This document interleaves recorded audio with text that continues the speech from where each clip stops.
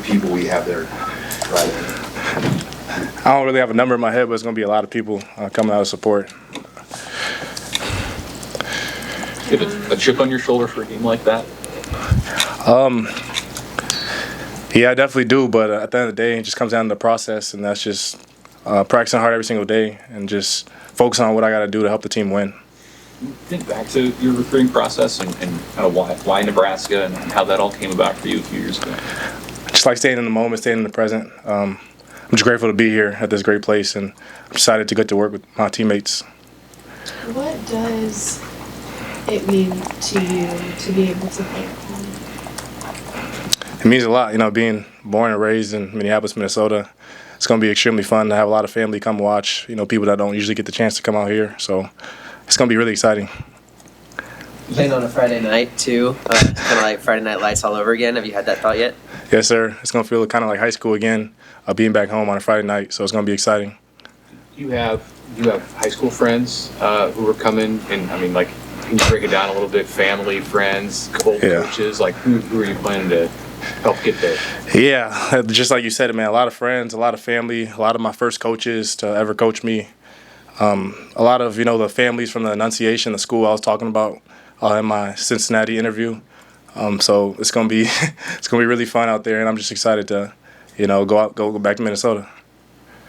What kind of a zone did you find yourself in? If that's a thing for you, how hot did you feel in the game Saturday?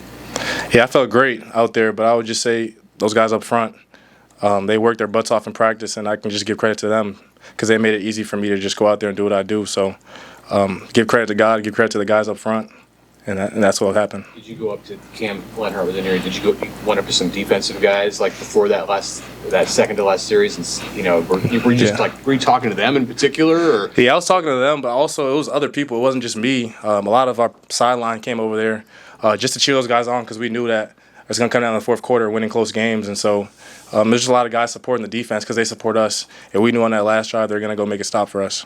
Emmett, you got 105 carries a year ago. You had just 117. Has there been an adjustment to your recovery just to handle the load, considering you're already basically at your last year's number at this point? Yes, sir. It's been a big adjustment. I've took a lot of time focusing on that, and then Mitch does a great job. I know he doesn't really get talked about as much, but he does a good job of going through my everyday schedule and what I got to do to make sure that my legs are fresh, my body's fresh, and so that's what I'm going to do.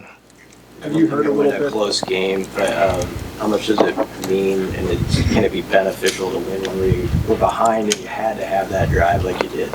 Yeah, I said in my other press conference, it means a lot just for us in this program. We've been through a lot of adversity, and just getting over that hump of those close games. That's something we focus on the offseason, is just being a four-quarter team. And so we know we're going to be the stronger team at the end of the game. So it means a lot for this program. It's been a little bit of a struggle for Nebraska against Minnesota in recent years. I mean, how much have you guys talked about that and wanted to kind of beat these guys, get that off the hump?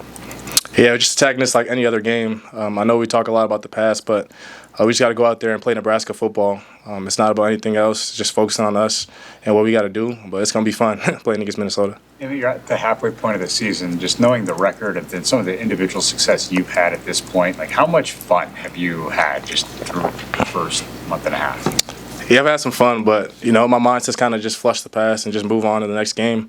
And so I'm excited. I'm proud of how I've been playing and the other guys have been playing, but I got a lot more work to do, and this team has a lot more work to do. So that's what I'm focused on, is just getting better today, watching the film.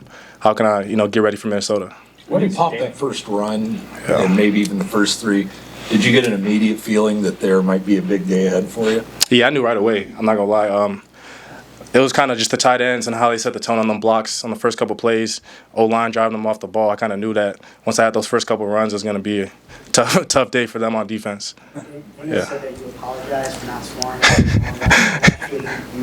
oh, yeah, because, for me, obviously the red zone, it's cool getting down there, but I want to score, especially when we get down there. So the run was cool, but, me, I'm trying to finish it off, get in the end zone so we don't have to go out there and play another snap.